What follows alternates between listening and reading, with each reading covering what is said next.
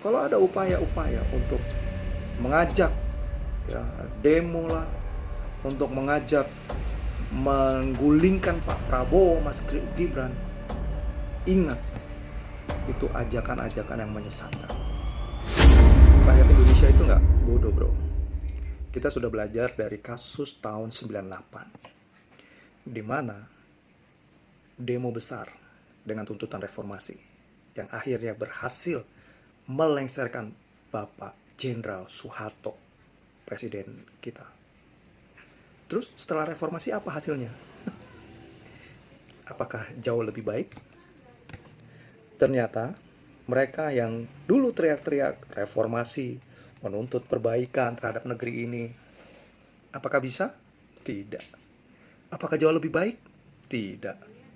Bahkan yang paling terparah, daerah kita, satu daerah, satu provinsi, lepas Timor Leste. Kita sudah belajar dari peristiwa 98. Bukan hanya berhasil menjatuhkan Presiden Soeharto, tapi juga ada begitu banyak korban dari masyarakat sipil. Mengatasnamakan apa? Reformasi. Dan setelah itu, apakah reformasi terjadi? Tidak. Pemimpin-pemimpin setelah reformasi tidak jauh lebih baik daripada Pak Harto. Apakah mereka berhasil mengambil alih Freeport? Tidak. Apakah mereka berhasil melakukan pembangunan infrastruktur yang secara masif dan besar-besaran di Indonesia? Tidak juga. Indonesia Timur tidak tersentuh. Tapi ketika Pak Jokowi menjadi Presiden Republik Indonesia, kita harus mengakui, kita harus berani jujur. Ya. Beliau adalah salah satu presiden yang mampu mengambil alih Freeport. Jadi, kalau sekarang ada isu untuk melakukan kembali demo besar-besaran dengan tujuan untuk menjatuhkan Bapak Prabowo, Gibran, presiden terpilih kita, saya yakin masyarakat gak bodoh. Kita tahu lah, kita semua tahu. Pada waktu tahun 1998 juga yang menjadi isu apa sih? Ya, salah satunya adalah kan kenaikan dolar juga kan. Tapi kita tahu, di era digital sekarang ini, di era informasi yang terbuka, kita tahu siapa dalang di balik semua ini. Ketika Indonesia benar-benar memikirkan dirinya, ketika Indonesia benar-benar berusaha untuk membangun dirinya, terlepas dari belenggu-belenggu asing, maka ada banyak pihak yang gak suka.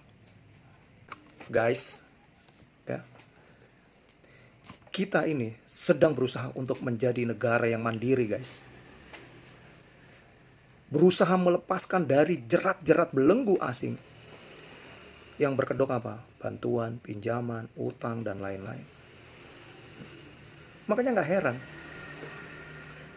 banyak orang yang tidak puas dengan keputusan yang diambil. Salah satunya apa? MBG. Ya benar, orang bilang MBG itu membuat apa, para investor itu tidak tertarik dengan Indonesia. Ya iyalah, karena dengan adanya MBG ya, akan melahirkan generasi muda Indonesia yang cerdas. Dengan adanya MBG, generasi muda kita belajar, sekolah, tidak lagi kelaparan. Oke, fine.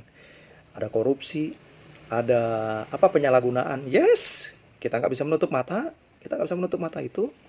Tapi ingat guys, ingat. Walaupun ada yang korupsi bukan berarti programnya yang salah, tapi orang-orang yang salah dan orangnya itulah yang harus dibenerin. Harusnya di tengah Indonesia dihajar oleh mati-matian oleh orang-orang yang membuat apa, yang tidak ingin Indonesia kuat, tidak ingin membuat Indonesia berhasil. Harusnya kita masyarakat Indonesia, warga Indonesia yang kita bersatu, guys.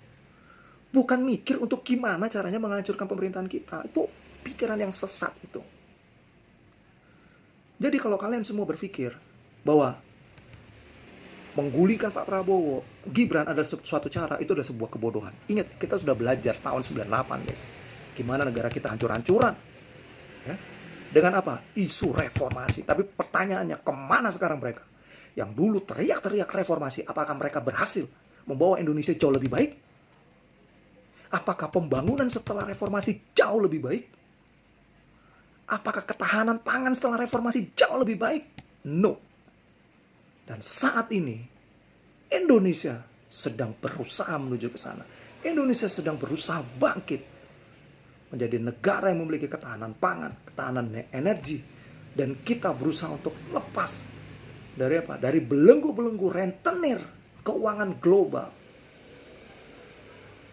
Jadi teman-teman semua, kalau ada upaya-upaya untuk mengajak ya, demo lah, untuk mengajak menggulingkan Pak Prabowo, Mas Gibran, ingat, itu ajakan-ajakan yang menyesatkan. Ya. Gue tidak menentang, gue tidak bukannya gue tuh melarang yang namanya demo, no. Kita punya aspirasi untuk kita menyampaikan pendapat. Sama seperti gue sekarang, gue sedang menyampaikan aspirasi gue nih saat ini. Gue terlalu cinta bangsa gue, tapi gue juga benci banget ya, kalau ada orang-orang yang sengaja kerjasama dengan asing, diberi bantuan dana miliaran, puluhan miliar, hanya untuk apa? Hanya untuk berusaha menghancurkan Indonesia. Sehingga apa? Sehingga kita memiliki ketergantungan terhadap asing. Ini waktunya kita mengalami reformasi yang sejati, guys. Dan kita sudah lihat melalui periode Pak Jokowi dan sekarang masuk periode Pak Prabowo. Tetap semangat, guys. God bless you.